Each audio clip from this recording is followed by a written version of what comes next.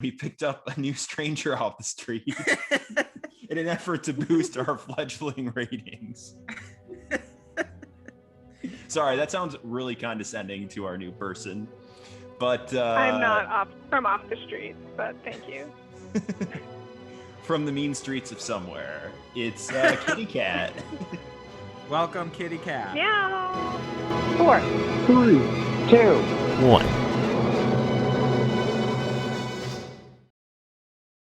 What is your favorite U.S. state? Oh. I think I have an answer. What's your favorite state you've never been to? What's my favorite state that I've never been to? How would I know?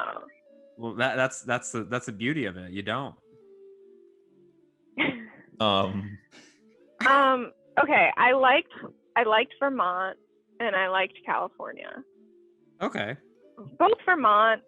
Okay, Vermont, New Hampshire, and Maine all have very good like scenic hiking.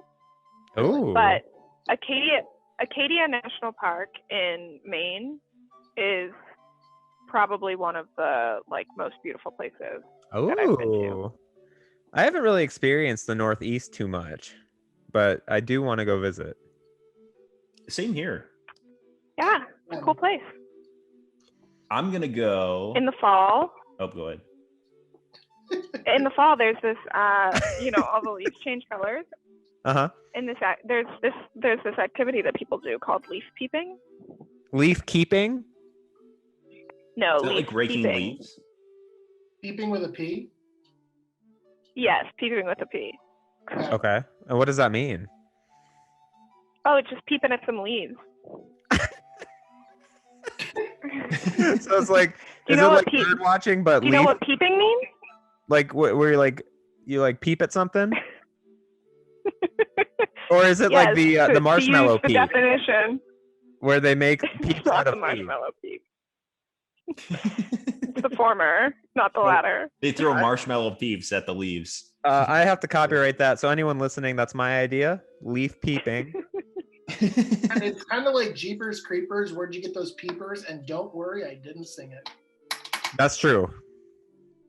You did say it. So you can reference lyrics to songs. You can never say the words Jeepers Creepers ever.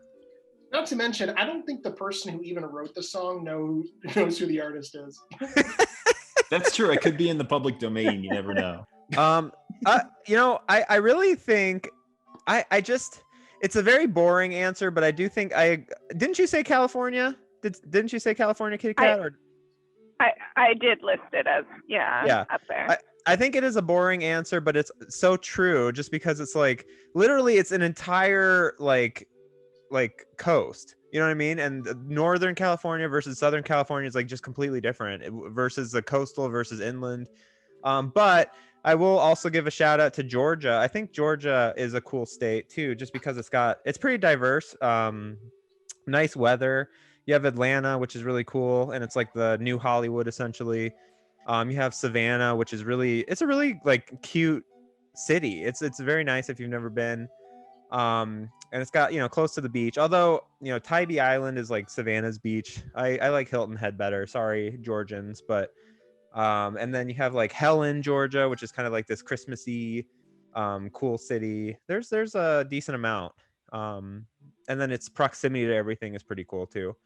And then obviously Florida is nice for the beaches, but you have to, if you're a really big beachy person, Florida is your place. But yeah, I've never been to Texas, but I'm sure people love Texas. So thank you for clarifying that I gave California as an answer before you naming it as a completely boring answer to give. Yes, I just want to make sure that everyone knew it was not my idea to name a boring answer.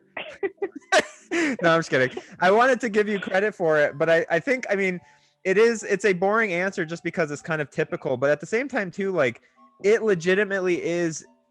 California is it's like a country in and of itself. It's just kind of like it's got all sorts of it's the epitome of the United States, because the United States is so different from one side to the other, and California is just kind of like a little microcosm of that. Yeah, Can I tell you guys about a cool thing that I did in California? Yes. Okay. One time I went on this like wine safari, which was like a mix between a wine tasting and a safari. Wow. It was really cool. In California? Yeah, you were like in a little Jeep.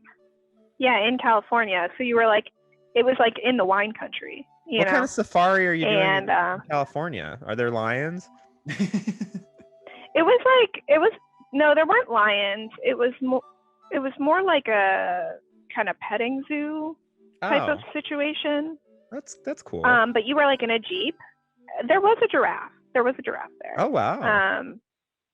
And you were in a Jeep, and they like brought you around to different animals, and each time that you got out, they let you taste a new wine. Wow. With the animals? With the animals, yeah, we were drinking with animals. The animals are all drunk. Please consume responsibly. And not with animals. The giraffes were not allowed to drive home afterwards. They actually trained the giraffes to refill glasses. Yeah, well, we did a trip at one point. I'm guessing you're talking about Sonoma, Kitty Cat. I actually think it was Malibu. Oh, really? So it was SoCal. Malibu is also copyright by Miley Cyrus. Miley Cyrus, if you're listening, we're sorry. All right, and also I love you, but not in a stalker way. Is there anyone you don't love, Turkey? Yes. Me.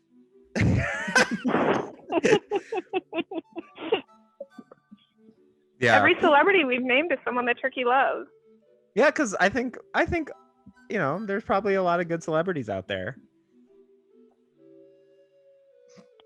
Yeah, I think Peacock was going to tell us a story about Sonoma. So anyways, on to the next subject.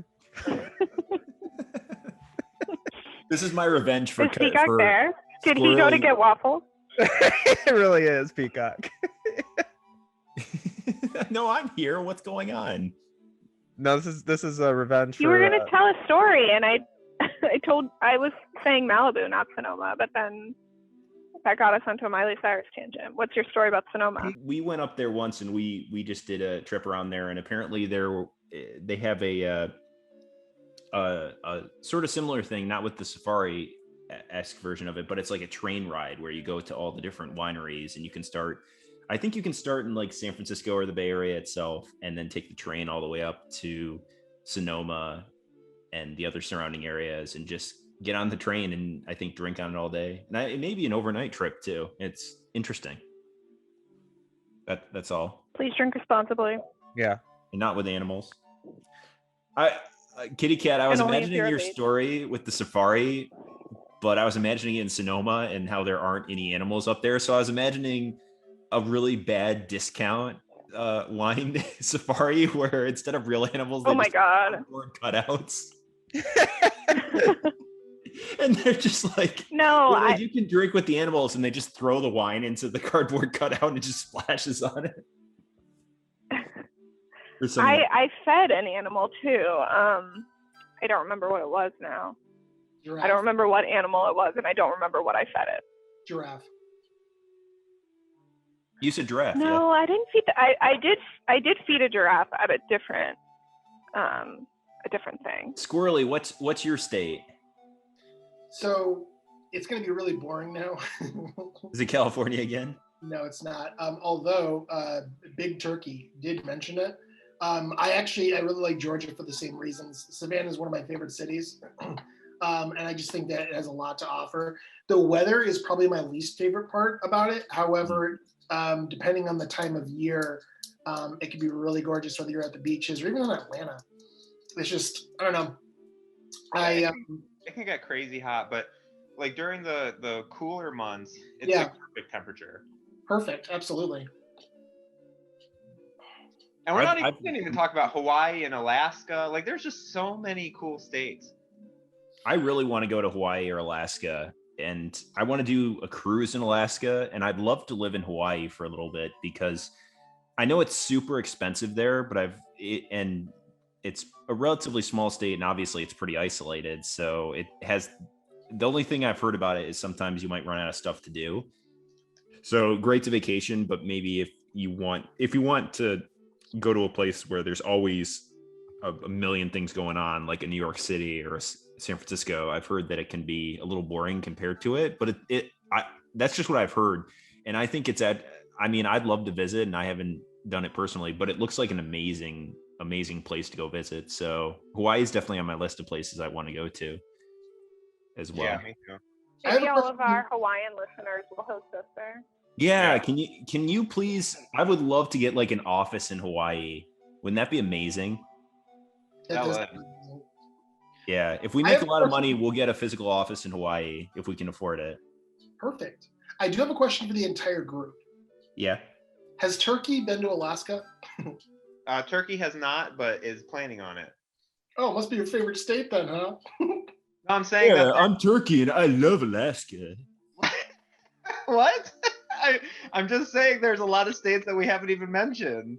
Oh, I'm Turkey and I know all of the states. I can list all of the states, big boys and girls.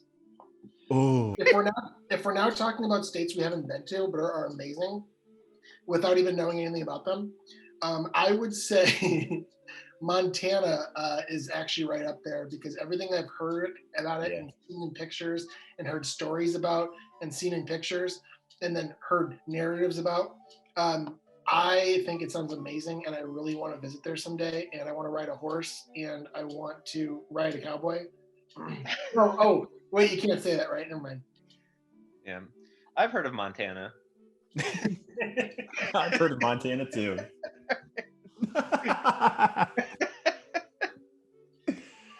Didn't we shout out Montana in our first episode? No, we just said we were saying something along the lines of, if you're talking about how you paid it forward, you need to not say maybe the particular city you're in, just say the state you're in, like Colorado or Montana. Yeah, so far we've called out a bunch of states. Every episode we should like dedicate to a state. Shout out Rhode Island. Shout out Connecticut. No, I've never been to Hawaii or Montana, but I've heard that Montana is, I've heard Missoula is an absolutely gorgeous city. And I think it's at the bottom of a valley right next to a mountain, which it sounds really gorgeous. I'd love to go visit and check it out. Sounds like the type of city you'd find in a Hallmark movie. Yeah, exactly. I have a friend who's actually from Montana, and they moved back, and they just love it. They rave about it, and one of these days I want to check it out. My only absolute fear is coming across a bear. Or a mountain lion. Yeah. Whoa. There's I've come across a bear before. Really? I've heard of bears. I've heard of bears. No, I really have. I was in Shenandoah National Park in Virginia, right? Yeah, I was trying to go up to their Skyline Drive, and it was like closed. Anyways, sorry, continue. Oh, that's okay. There was a baby bear. Aww. There was a baby bear that we saw on the trail, which was cute and sweet. And then when we were driving away after finishing the hike, there was like a big mama bear sitting in someone's front yard and pulling apples from their tree. Do they have black bears in Virginia?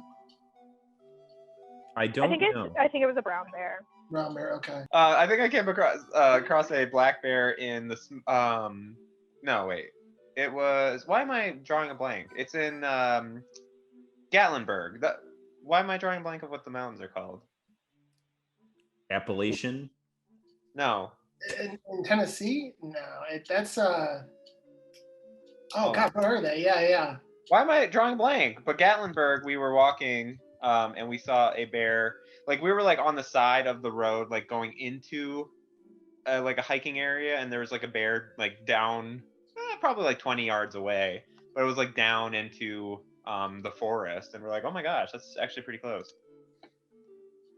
So funny enough, I can take, so like you see these videos of like these adorable bears, even though you want to steer clear, like showing up on your property and like hanging adorable bears like going in your hot tub or your pool. Like I've seen the videos of that in like Tennessee. Oh my God, the Smoky Mountains. Sorry, I was saying it's like the first mountains we'd all think of, but I was drawing a blank too. But the one surprise I could not handle are these cases in Florida when literally like people will go to like walk out their front door and like thank God they've got like a screen door because there's an alligator waiting right there for Oh them. my god. Yeah, it's terrifying. Or like these people with pools in their backyard and it's not like there's not like a like it's not encased or anything in like a separate cover or room. Can you imagine just sitting in your pool and an alligator like climbs in with you? Oh my god. That was my worst nightmares when I was a kid, was to have like an animal at the bottom of the pool. Yep. Yeah. And not know it, and then jump in the pool and there's just like a set of jaws that you're jumping into. It was always sharks for me, but I'd have the same thing with alligators too, because that's terrifying. But I did see a video the other day that like frightened me, but also like I was kind of blown away. These two guys, I guess, were swimming in a river, or I don't know what it was. They were like along the edge of the river, but an alligator started approaching them. Oh my gosh. Or no, one of them got out. The other friend was like stuck in the river. An alligator was approaching. So the friend who was out of the water was trying to like splash water at it, throw something at it, but it kept approaching. And I can't believe it, but the guy actually did like a Macho Man Randy Savage, jumped in the water and tried to elbow it, and it worked. Oh, my gosh. Can you imagine? Have you seen that video of the guy fighting a kangaroo who's like trying to kill its dog? Yeah, that's crazy. I never realized kangaroos were like dangerous too, but I guess everything in they can be Australia. very aggressive. Yeah. Yeah. Don't they punch you? What'd you say? They punch, they can- right? Yeah, punch and kick. Yeah, and they have like long like nails or something because it was like ripping the dog, or like cut the dog. Yeah. A lot. I don't know. Yeah, and they can kick with a massive amount of force, if I remember right. Like they can easily kick you in the chest, and you will just like you will die from internal organ damage pretty quickly. Yeah. I was in Charleston at Magnolia Plantation and Gardens, and they had this. I think I sent you all a picture. I don't know if I did, but they had this swamp tour that was self-guided, and there were like gates up and stuff. And I was like, oh, okay, like jokingly, like, oh, it's to protect us from alligators. And then there was like just open paths between swamps, and I was like, oh, well, I guess it's safe. There's probably no alligators in it. They're just letting you walk wherever you want here.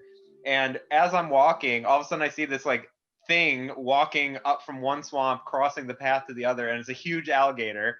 And I start backtracking, and then I'm like, wait a second, oh my gosh, let me get my phone and take a picture. I was like 10 yards away from it.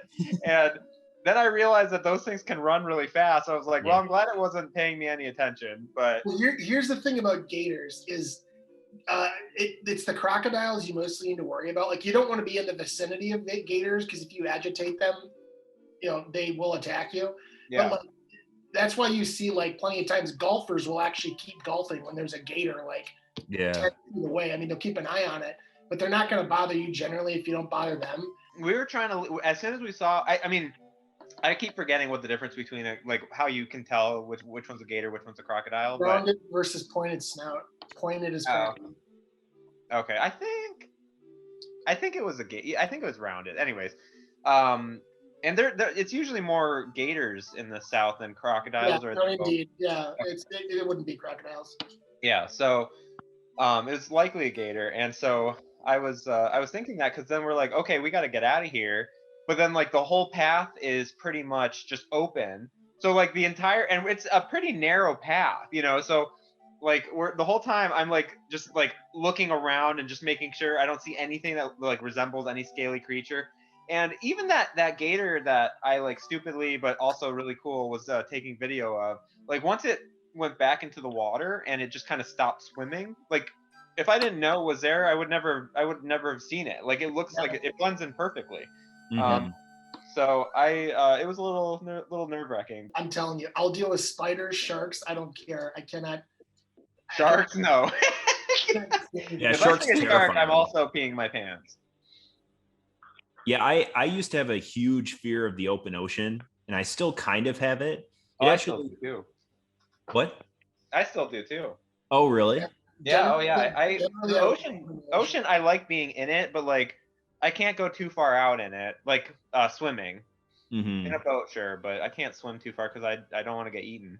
Yeah, and my worst fear is to not be able to see land in any direction, which terrifies That is terrifies scary, the too. heck out of me that you don't know where to go and there's just water everywhere and there could be literally there's creatures in that can easily swim way faster than you that are just there and they're not going to be afraid because you're kind of in their territory and you can't move quickly and you can't prepare yourself for them, and it terrifies me so much. It's not as bad now as it used to be, but it's like a paralyzing fear though, because imagine like you're in the middle of the ocean, you have nothing but water underneath you.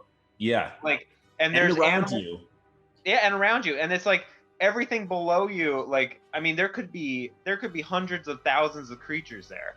Like just right below where you are. It's very like yeah, it's just a paralyzing fear. And it's not just that. Have you ever seen the creatures that are at the very bottom of the ocean and what they look like? The ones they're that creepy. never go up above a certain pressure level or out. Like they had never evolved to get into areas that have light, so they have all these weird.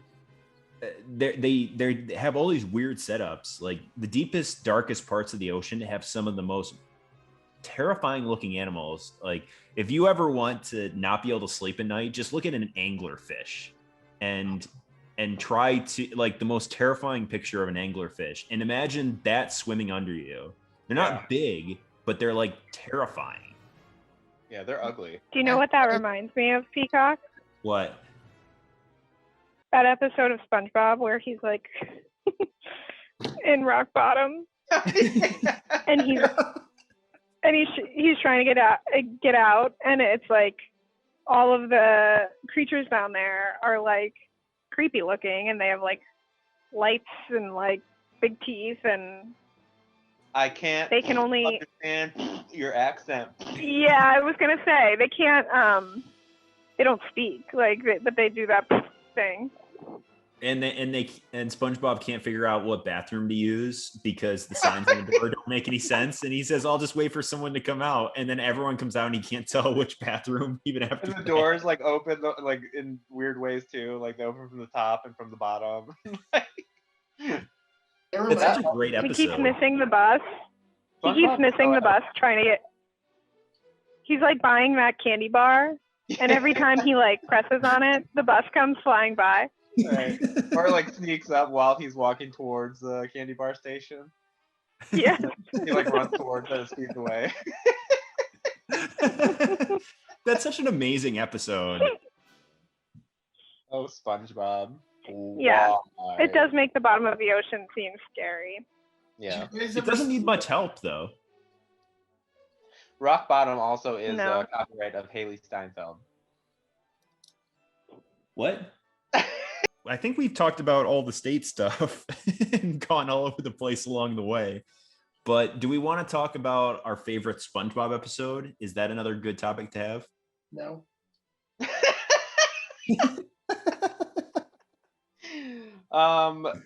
There are a lot of good ones. I don't know what my favorite one is. Yeah, I don't know what my Anybody who is a fan of SpongeBob should be watching Tut Weezy on YouTube.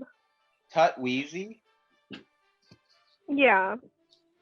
I've never heard of it. Okay. Oh, I sent it to you guys. Oh, like I know what you're talking about. Yeah. Must have missed that one. Yeah. It's those animations, right? The SpongeBob-esque animations, but with original characters. Yes. Or is it the one where is it SpongeBob kills Patrick? That's the one I originally thought of. I was obsessed with that in college. I would stare at that and just watch it. It's amazing. And then people in the comments would be like, "This is so sad." Like, what? I can think of a few that are really fantastic, which is the one where Squidward moves to that Squidville. Yeah, Squidville, where they're all other Squidwards around him, which is pretty good. And then there's Pretty Patties is pretty good, and Rock Bottom's pretty good. But it's really moments, isn't it? It's not full episodes, it's just moments that you remember. Yeah. I like the worm one. That one's good, yeah. Wormy. Yeah. Yeah. You know how like in Pretty Patties, SpongeBob and Patrick are making all of that money and they're like, they don't know what to do with it. And they're like, we tried burying it and then we tried burning it. And now we're just giving it back. And basically in last spring when like the government was giving out stimulus checks, that was like my quote. I was like, I'm getting back in line.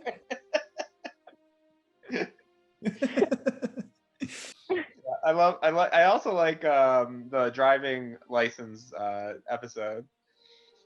Which Like, one? Me where- too, yeah. Oh, that's a good one. with when SpongeBob can't drive with Mrs. Puff. Yeah.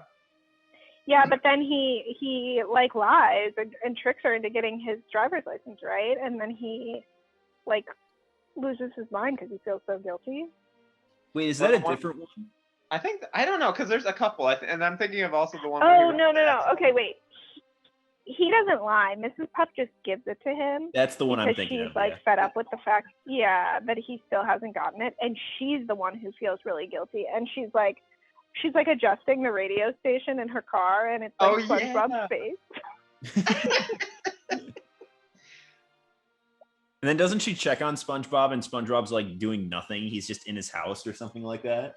Or like she's like asking him, Yeah. she's like, all you have to answer is like one question. What did you learn in boating school or whatever? And it's like, what I learned in boating school is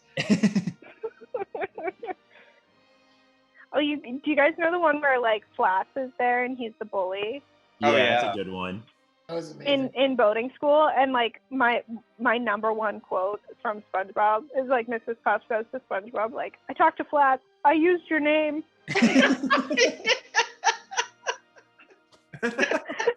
That's also the episode where SpongeBob keeps running away and he keeps saying, they're gonna kick my butt. And they turn around, the old man's there. And they keep beating up the old man for Yeah. it. I just love the young people. What was that episode when did Plankton convince SpongeBob to come work for him? Yeah, that's a good one. Something along those lines, and then SpongeBob just drives him nuts. Yeah, yeah. when he's moving the well, what is it, the stove? Or Yeah. whatever, his like working location, and he has to move it around the whole room. That is a pretty common gift we use, is that nah, I don't really feel like it. Yeah, that's a good one. Yeah. SpongeBob and Patrick make fun of Texas forever. Oh yeah. How unbelievably ridiculous it is that they just made fun of a state like that. Hey, what am I? Stupid? No, I'm Texas. What's the difference? What's the difference? What's the other one that I just thought of? Oh, when William comes to Bikini Bottom and Oh, yeah. Squidward tells him that he works at a like 5-star restaurant, and then Mr. Krabs creates that terrible, frightening food that's alive, and SpongeBob yeah. was like, The appetizer. or Squidward's like, I thought you were the head chef on the SS Gourmet. And he's like, no, I cleaned toilets on the SS Gourmet. I was the head chef on the SS Diarrhea. Oh, the how do we forget the band episode? Oh, that's a great Oh, one, too. yeah. Yeah, Isn't that that the was- Mayonnaise an instrument. right. That is that actually is one of my favorite quotes of all time. Wait, That's was one that, of the most quoted things, I think. was that the episode of the movie? That Oh was no, that No, that's a separate episode. that's a separate episode. is it? Yeah. Wow. That's not part of the movie now. Do you remember the episode when Sandy taught SpongeBob how to fight? Oh yeah. Oh yeah, that's a good one. I like that one. When she what? Taught SpongeBob how to fight. Or when Sandy's like, Oh. I think that's still the Wormy episode where she's like, nothing you can say can stop me, and SpongeBob's like, oh yeah, well what if I say, but And she's like, "Well, I gotta admit that's slowing me down." I ain't stopping. Oh no, we've just evolved into SpongeBob references now. But while we're at it, Doodle Bob is a great episode too. Oh yeah, Doodle Bob. That is- one barely ever gets aired. I know, isn't that weird? Certain ones are paired with holiday episodes, and so they only get played during the holiday. Oh. That's interesting. Yeah, because that one's a good one, and it gets referenced a lot. What's the other one I just thought of? Dying for Pie, when Squidward buys SpongeBob those pies that are bombs, and then but they're watching the sunset, and SpongeBob's like, if I were to die today in some fire explosion due to the carelessness of a friend, well, that would just be okay. And then they think they're watching the sunset. SpongeBob's like, this is great. And then the bomb goes up. And this brick wall that you built between us. And then an explosion happens, and Squidward thinks that SpongeBob died. But it's just because he's blowing bomb bubbles. It's like so random. That's also the one where he goes through the list of like things that he wants. He takes SpongeBob through the list of things SpongeBob wants to do before he dies. Yeah. And it's like the open heart surgery. It's the open heart surgery, and Squidward's just like touching the heart, or SpongeBob's touching Squidward's heart. Who's the doctor? And he's like, you know what you're doing? And SpongeBob's like, yeah, who's the doctor here? Which is something else that I quote often. I just had one in my head, but I forgot it. No, it's the smelly breath one. That has so many. Oh, that's good. Look at it. When he's like, I need to just get yeah, look at it. I need to just get this thing off my chest. And it's like, or the candy bar episode. Yeah. That one's a good one. That's I remember chocolate. Now I'm gonna starve. And there's the one where the other candy bar episode where they steal a balloon and they think they're going to jail. And then Patrick eats the candy bars. I think I'll eat it now. Yeah. Every day or every morning I break my legs, and every evening I break my arms. The guy whose bones are sandpaper. Yeah, I was thinking of when Patrick's parents supposedly come to visit, and then he's like, Janet, Marty, and then they're like, oh, that's right, we don't have a son. After they completely ridicule him all day. That's hilarious. There was another one I just had in my head, but I forgot it. That was a good one, and now I'm trying to remember it, and I can't get there because there's so many classic episodes with so many good quotes. Oh, it's the one where SpongeBob and Patrick go out on the town, and Mr. Krabs thinks he's old. Oh yeah. And they have. Can you feel it, Mr. Krabs? Yeah, that's like maybe our most quoted thing in SpongeBob. Or the one where we say that all the time. Loves Mrs. Puff. Oh yeah. Yeah. We're not talking about this or this.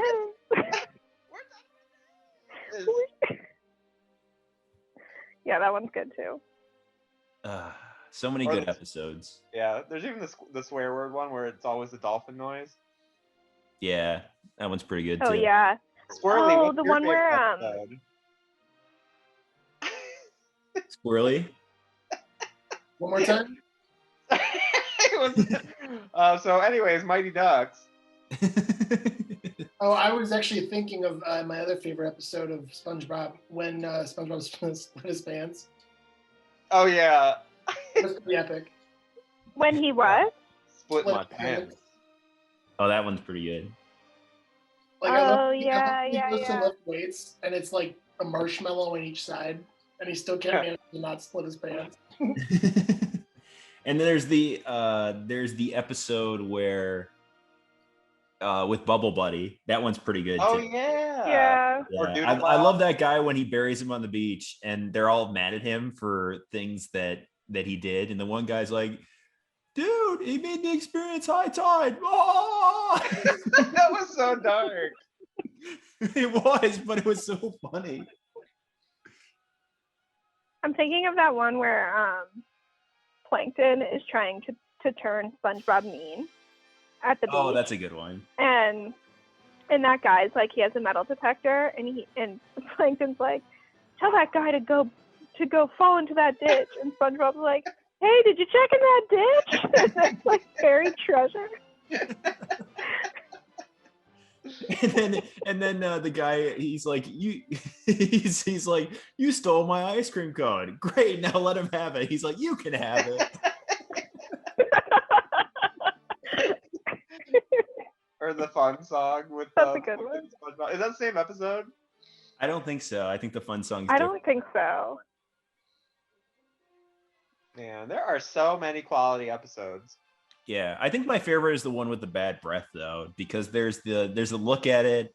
There's the fact that he's going around and breathing on people and they're just dying. Yeah. And the screaming, I'm ugly and I'm proud from the top of the roof. Yeah. Moment. Oh, It's kind of a metaphor for COVID. Yeah. The butterfly episode too, when it like just goes around and they're like, oh, look how cute it is. And then they do a zoom up of what a butterfly actually looks like. And they're like, ah! And then the whole city's on fire. Yeah, that's a good one. All right. Oh yeah, even the one where it's like, So I don't should we- need it. When he's in Sandy's little bubble thing. I don't need it. He needs I water. definitely don't need it. Yeah. I need it. Yeah, there's so many good Yeah, that was episodes of good. SpongeBob. It's like we must have run through just like 20 of them right now. Yeah. It's kind of amazing. It's amazing it went for so long and was so quotable and so good. Yeah. Oh, I just thought of Oh, another SpongeBob. one.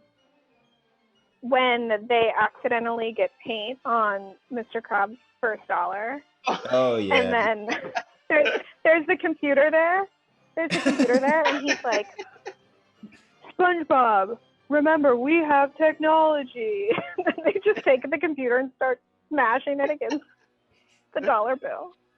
Or when they're like, we can just replace it with another dollar, and then Patrick's at a vending machine in Mr. Krabs' house. It's like, no, Patrick, no. It's like, get it, Patrick, get it. No. Yeah, it's just a zoom in on his hand as he's pushing the dollar bill back in.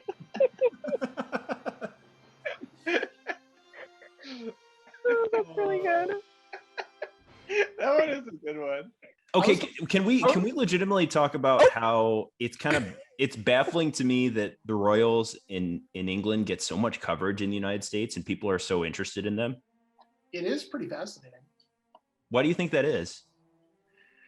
I don't know, because was it ever the case before? Like, even like around the time, well, I don't know. The King's Speech had a really, I feel like, had really good reviews, even though it wasn't necessarily my favorite movie. But like, what I'm getting at is, I don't know that they were as popular even 15 years ago as they are now. I don't know. I don't know what it is. Yeah, I remember Princess Diana. That probably made the change. That probably affected people's interest. Yeah, I think Princess Diana had a pretty big profile back in the day. And maybe that's what brought it about, where she kind of became an international celebrity and everything's kind of been. And I guess William and Henry both had more of an international presence. Like, remember when they were both growing up and they would literally go to like parties in the US? And like Harry was like dating models. That's copyright too by Miley Cyrus. Party in the USA. Party in the US. Did I actually say that? No one can party in the USA. We can't say anything about parties in the USA. Don't worry, he didn't throw his hands up. We weren't playing her song. Everything was not okay. We're not nodding your head like, yeah. Or moving your hips like, yeah.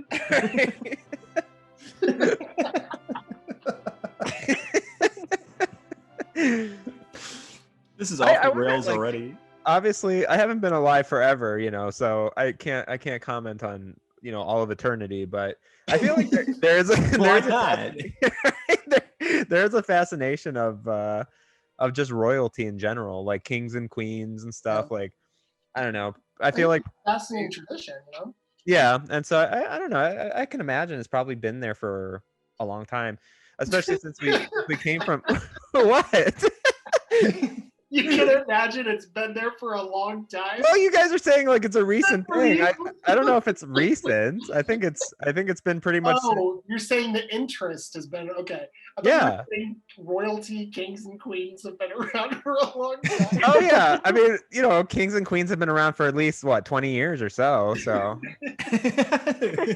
it's the new 2000. trend that's sweeping the It came with world. the millennium. Dang millennials. I think The I would, dang Y2K. millennials with their kings and queens.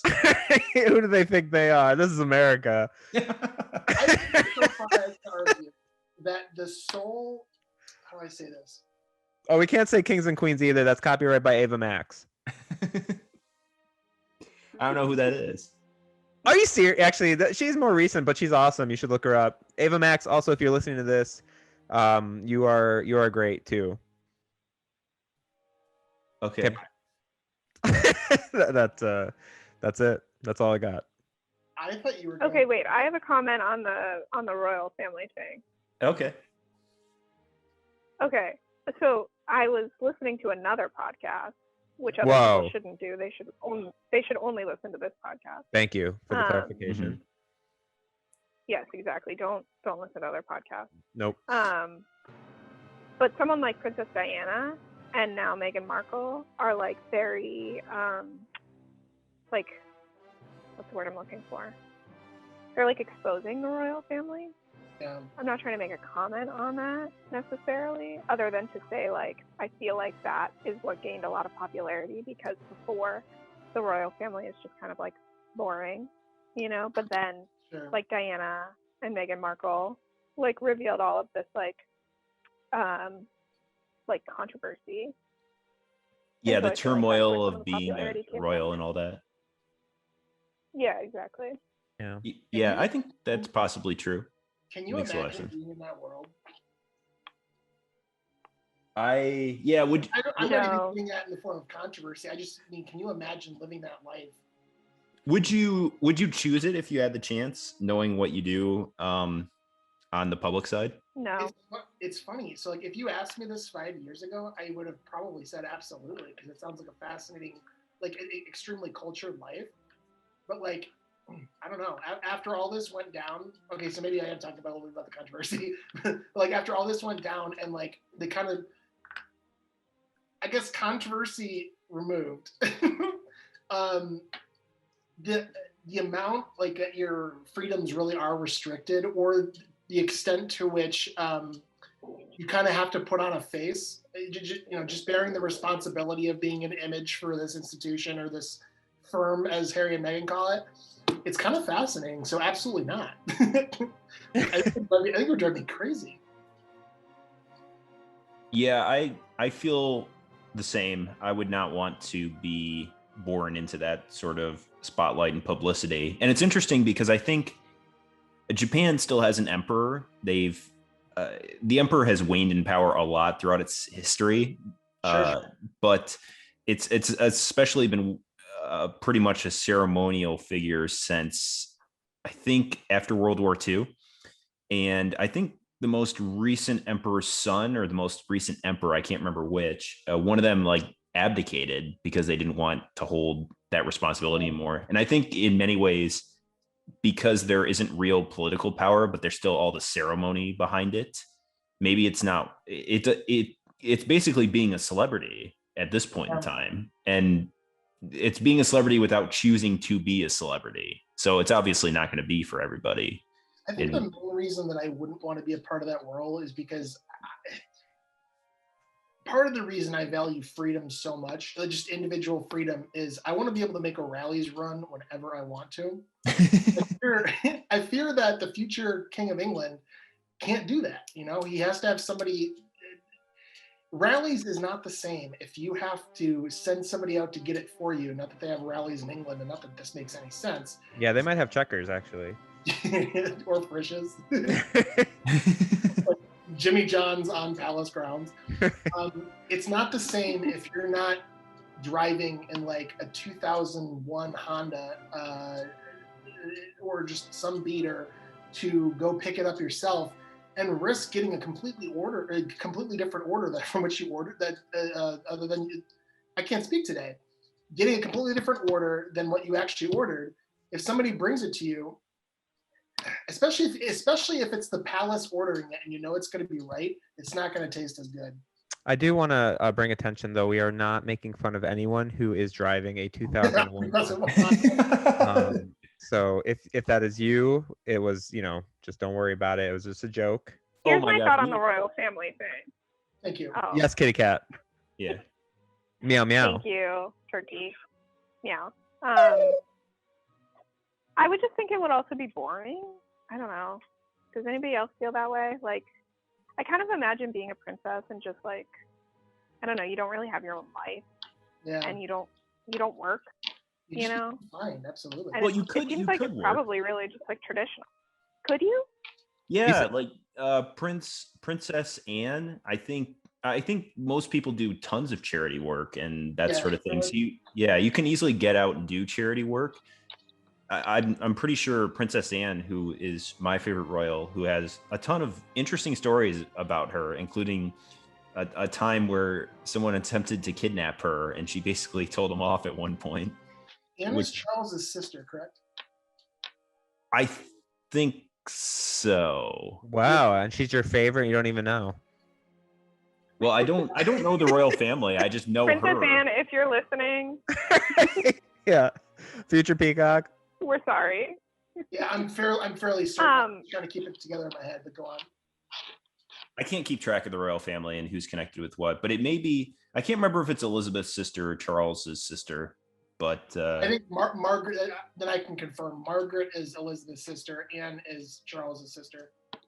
Okay, yeah, and she does tons of charity work and doesn't get a lot of publicity for it, unfortunately, or not. I don't think she gets the proportion that maybe is owed to her, but she's got some pretty awesome stories. And I think she was an Olympian too, if I remember right. Pretty sure you made that up. I'm pretty sure that's right. And I think she was an Olympian in equestrian sports, if I remember right. I think she's won the most swimming gold medals of all time.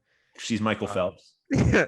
Oh yeah, sorry. That was Michael Phelps. Princess Anne Michael Phelps. She was happy in that sport. I didn't realize she actually made it to the Olympics, so maybe you didn't make that up. Yeah, I'm pretty sure she made it to the Olympics. All right, so this is something I think we should elaborate on because it's an inside joke and we haven't elaborated on, but the everything is arbitrary inside joke. Where did that originally come from? And can we elaborate on it for the audience so they don't understand, or they understand the background on that a little bit? Yeah, it all basically comes down to Veritas. Oh God, don't even start. Audience, we have a very famous 3-hour conversation about the conversation. Objective truth. Conversation. Yeah, about objective truth. Where we all just ended the conversation so angry. We're like, we don't want this trip to continue anymore.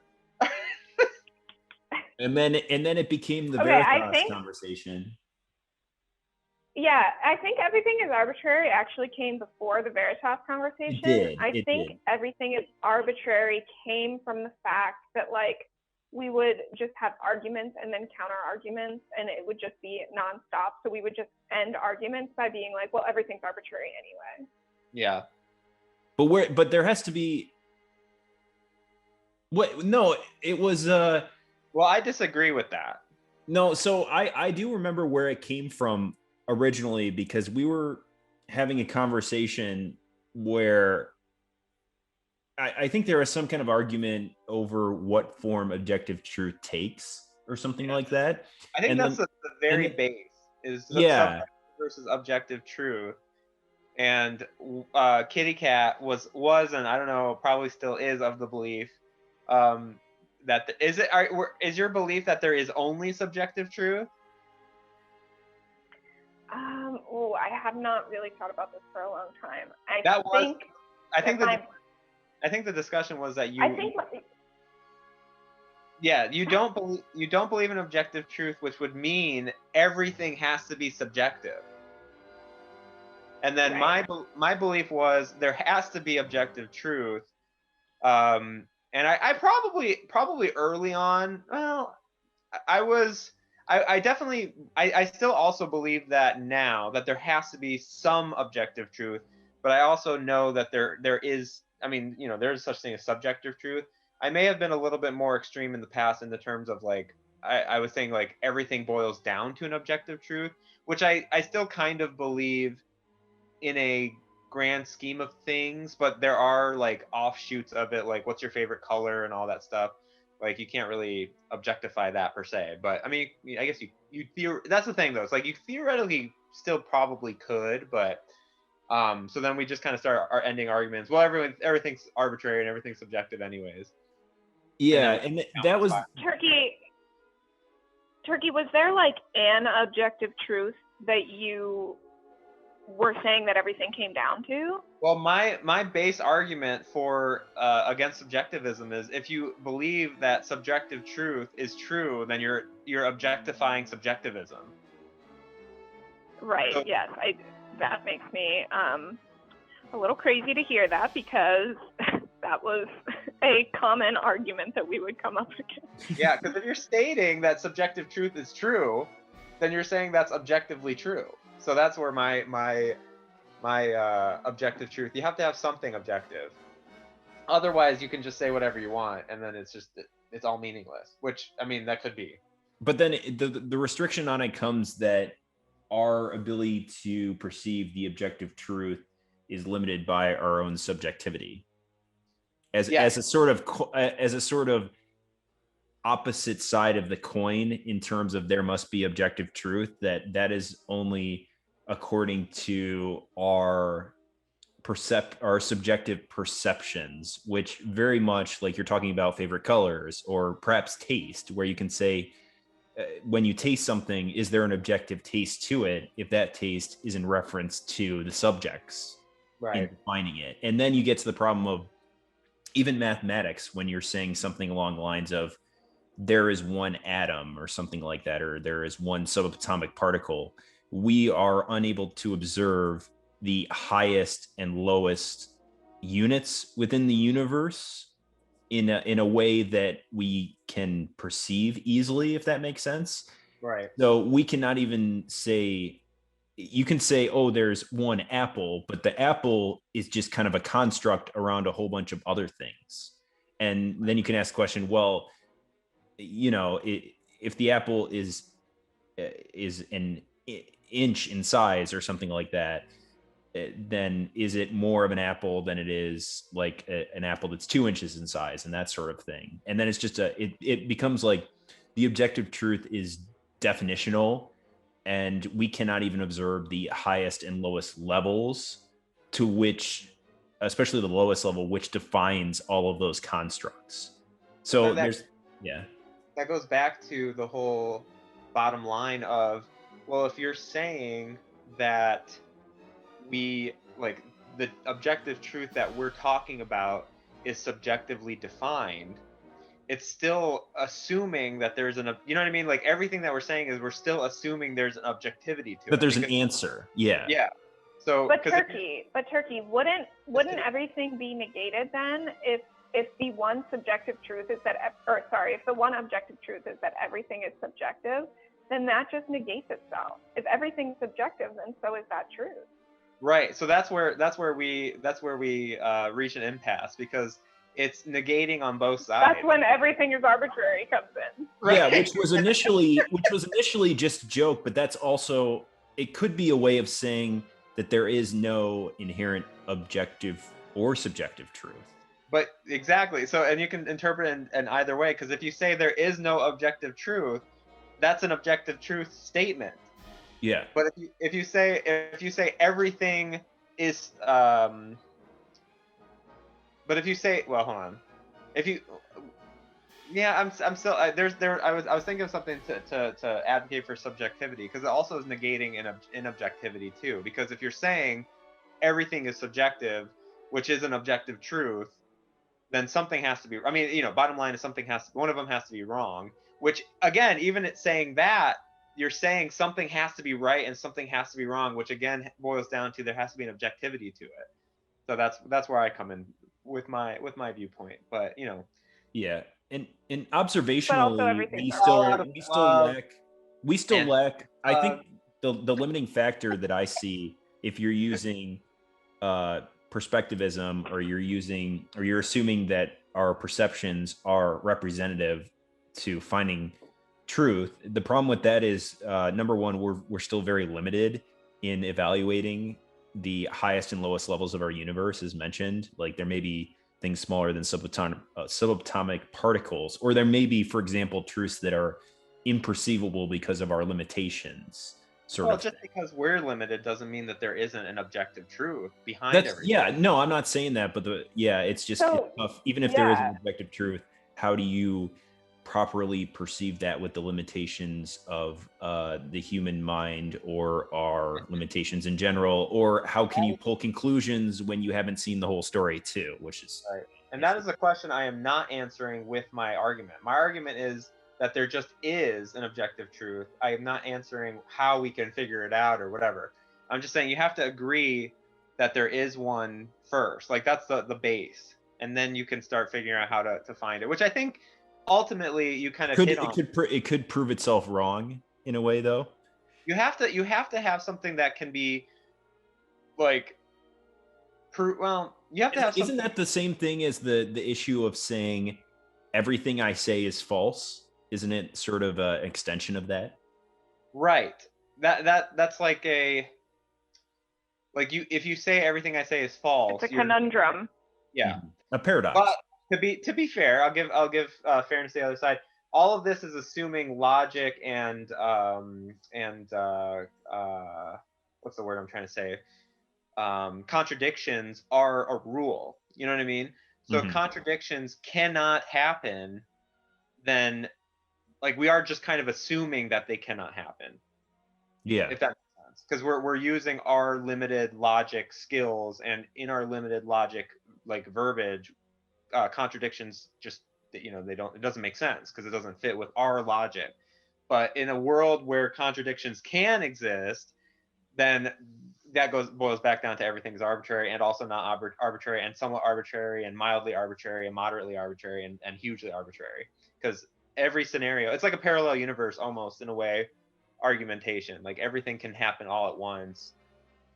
Both it's like the constant and its opposite.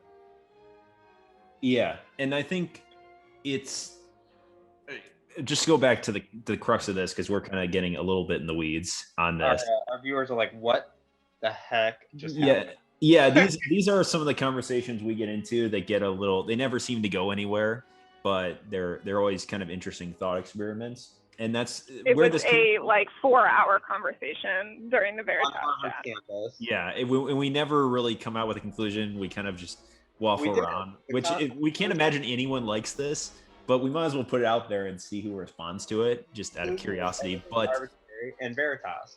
Yeah, but essentially, the everything is arbitrary came as sort of a joke argument to the argument, oh, there's objective truth and there's subjective truth, as a sort of joke argument that, like, oh, you're both wrong, and it's just kind of a troll response to it. So when we say everything is arbitrary, we don't mean that. It's more just saying as a joke, like, oh yeah, everything can be right and wrong at the same time if you say everything's arbitrary, and it's kind of a joking concept sort of thing. It would be interesting for whoever. It's also. Oh, sorry, Kitty Cat. Go ahead, Turkey. No. Well, I'll jump in and just say there's some interesting stuff happening in the question of in how things are perceived in this issue too. I was just going to say that it's also oddly comforting, at least to me, to be like, well, everything's arbitrary anyway. You know, take some of the pressure off. There's a comfort in it. And we were even doing that thought process because we were both saying, like, well, if everything's like objective, there could be like a scary universe, and then but also if everything's subjective, it's kind of scary universe. But it is interesting to take things to the extreme. Again, my current viewpoint is I feel like I'm not saying a lot. All I'm saying is that there has to be some objective truth somewhere. Like, I'm just making a very vague statement. But if you don't believe in anything objective, I still have a hard time finding agreement with that. But that, I mean, doesn't mean that I'm right. There's also the pragmatic side of it too, where does not believing in anything just naturally deflate any push for human initiative too? I mean, that's kind of secondary to the truth of it, I suppose, because it would be, is the reality so grim that you should make another reality, the ignorance is bliss argument and that sort of thing. Yeah. Yeah, all that's very valid questions, but not the root of this particular argument. Yeah, they just sort of stem out of it. Yeah. And I think that and part maybe this can be a topic for a future episode, but I've been reading about psychedelics like LSD and mushrooms and MDMA and stuff like that. Really interesting stuff that I think could contribute to our conversations about reality and consciousness. Yeah, there's a ton of research about it being like, these are being like tested and researched for like PTSD and depression and anxiety and eating disorders and OCD, and lots of like really good results so far. But yeah, all about like altered states of consciousness that I think would maybe be an interesting spin on our conversations about the nature of reality. Yeah, I'm especially interested in the response to it because, as you mentioned, Turkey, it is, even if you assume there's an objective truth, there's still the question of applicability and observability and applicability to one's life. And that's the part I get interested in, mostly because I think because of the limitations of our human perception on such an issue. It's not to say we shouldn't go after it, but it is a limiting factor for me. So oftentimes I just skip right ahead to the applicability on human behavior, I guess, which I find really interesting. And I think it goes into what you're saying as well, Kitty Cat, I know that's such an awkward thing to say as a transition, but it's interesting in terms of how people can observe, what they observe with psychedelics sort of thing, and what they're perceiving in their head is so different and yet seems so real. And there's a question of what's to say that, that reality is not completely different than the way we normally observe it, sort of thing. And interesting questions on that. Yeah, right. Yeah. If you have any thoughts, I think it'd be an interesting topic. Yeah. Please comment below and tell us if you're team objective truth or team subjective truth or team everything is arbitrary and also not arbitrary. Well, I'm team everything is arbitrary. Yeah. In the end. I'm team all of the above. I don't know where I fall on this. I don't even think that could be an answer. Well, if you're saying it can't be an answer, then I guess there's an objective truth there. I'm just kidding. Oh gosh, I knew this was going to get weird, but Veritas. Yeah, Veritas. That's like Family Guy Roundhouse. Yeah, for anybody who is listening, Veritas is the Harvard slogan that launched this entire conversation. Because I think we had observed a Harvard shuttle going by, and we were like, oh really, their slogan is Veritas? Like, what type of truth are they talking about? Yeah. Harvard, they just think they know it all. Just kidding. If only that shuttle hadn't gone by, that would have been a very different meal. No, it's because I think it's because Harvard, we were at Harvard's campus when we were talking about that, and there was just tons of Harvard stuff. But I don't know if it was the shuttle. We were at Harvard's campus, and there was a ton of Harvard stuff.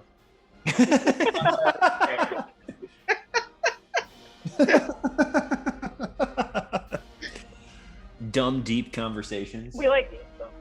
Yeah, we could do. We naturally end up going there. Yeah, deep conversations, but with also stupidity. Which is basically the entire basis of our friendship. So. Exactly.